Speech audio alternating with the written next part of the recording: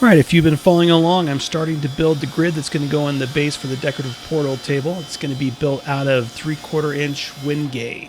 To hold the grid together, I'm going to do a series of half laps. So each intersection is going to be a half lap joint. And then once it's together, I'm going to create little tenons on the ends of each piece. And then that will be how it fits into the structure of the table.